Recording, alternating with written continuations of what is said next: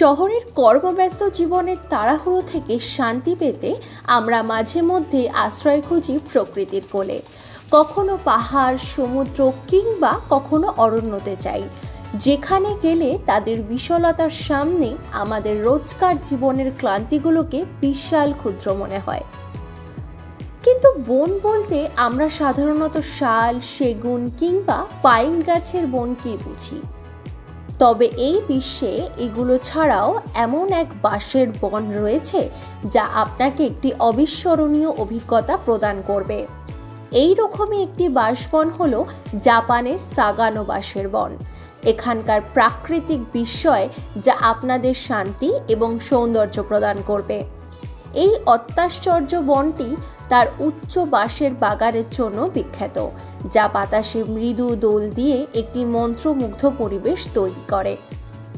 জাপানের আরাশিয়ামা কিয়োটোতে এই সাগানো বাঁশের বন অবস্থিত। সাগানো বাঁশের বন শুধুমাত্র একটি জনপ্রিয় পর্যটন গন্তব্যই নয়, বরং স্থানীয়দের জন্য এটি একটি পবিত্র স্থানও বটে। স্থানীয়রা যারা প্রার্থনা করতে আসে তারা এখানে শান্তিপূর্ণ পরিবেশ খুঁজে পায়। এই বনের মধ্যে দিয়ে যখন পর্যটকরা ঘুরে বেড়ান, তখন বাঁশের পাতার কোমল গর্জন এবং ঘন পাতার মধ্যে দিয়ে পড়া সূর্যের রশ্মির উষ্ণতা তাদেরকে ঘিরে থাকে।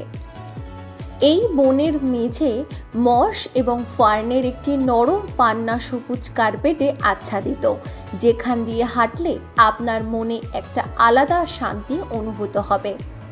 এছাড়াও বনের মধ্যে দিয়ে প্রবাহিত শান্তিপূর্ণ জলপথ ধরে হাঁটা আপনাকে বেশ আনন্দ দেবে।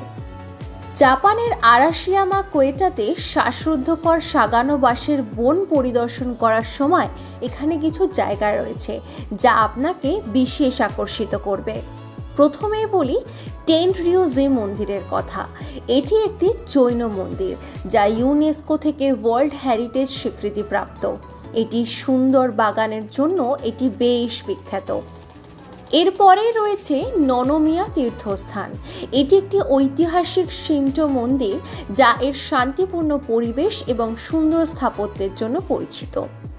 এছাড়াও এখানে নানা ঐতিহ্যবাহী জাপানি কারুশিল্প এবং সুভেনির দোকান রয়েছে, আপনারা চাইলে সেগুলিও ঘুরে দেখতে পারেন। অপরদিকে এখানে আপনারা আরাম করে ঐতিহ্যবাহী জাপানি চা এবং মিষ্টি উপভোগ করতে পারবেন। এখানে কাইসেকি খাবার সহ বিভিন্ন সুস্বাদু কিয়োটো শৈলীর খাবারের স্বাদ আপনারা নিতে পারবেন। তবে অবশ্যই আপনি ভ্রমণের সময় বনের প্রাকৃতিক পরিবেশ এবং সাংস্কৃতিক ঐতিহ্যকে সম্মান করতে ভুলবেন না। এবার জেনে নেওয়া যাক ভারত থেকে জাপান আপনি কিভাবে যাবেন। ভারত থেকে জাপানের আরাশিয়ামা কিয়োটোতে সাগানো বাঁশের বন দেখতে যেতে গেলে এই পদক্ষেপগুলি আপনাকে অনুসরণ করতে হবে। দুর্ভাগ্যবশত ভারত থেকে কিয়োটো জাপানে কোনো সরাসরি ফ্লাইট নেই। আপনাকে কানেক্টিং ফ্লাইট করে দিল্লি, মুম্বাই বা বেঙ্গালুরু থেকে এই এয়ারলাইনগুলির সাথে সংযোগকারী ফ্লাইটের মাধ্যমে যেতে হবে।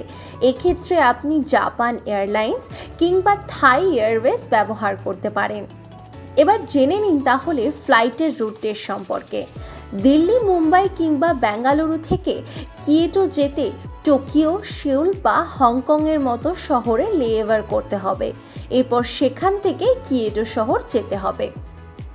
তারপর কিয়োটো স্টেশন থেকে সাগা আরাশিয়ামা স্টেশনে যাওয়ার জন্য সাগানো লাইন নিতে হবে। তারপর স্টেশন থেকে সাগানো বাঁশের বনে যাওয়ার জন্য হাঁটতে হবে বা আপনি একটি ছোট ট্যাক্সি রাইড করতে পারবেন। সাগানো বাঁশের বন যাওয়ার জন্য কিছু ভ্রমণ নথি অত্যন্ত জরুরি। প্রথমে বৈধ পাসপোর্ট। আপনার পাসপোর্টটি জাপানে আপনার থাকার জন্য অত্যন্ত 6 মাসের জন্য বৈধ হতে হবে। 2 নম্বর, জাপানি ভিসা। ভারতের জাপানি দূতাবাস বা কনসুলেট আপনাকে জাপানি ভিসার জন্য আবেদন করতে হবে। তার জন্য আপনাকে কিছু নথি প্রদান করতে হতে পারে। সেগুলি হলো পাসপোর্ট, ভিসা আবেদনপত্র, সাম্প্রতিক পাসপোর্ট আকারের ছবি, আর্থিক উপায়ের প্রমাণ ইত্যাদি। কিছু জরুরি তথ্য: পিক সিজনের ভিড় এড়াতে আগে থেকে ফ্লাইট এবং থাকার ব্যবস্থা বুক করুন। জাপান ভ্রমণের আগে আবহাওয়ার পূর্বাভাস চেক করে নিন। আপনার ভ্রমণের সময় জাপানি সংস্কৃতি এবং ঐতিহ্যকে সম্মান করুন এবং আপনার পাসপোর্ট, ভিসার মতো প্রয়োজনীয় কাগজপত্র সব সময় সঙ্গে রাখুন। তাহলে জেনে নিলেন তো কিভাবে যাবেন সাগানো বাঁশের বন ঘুরতে।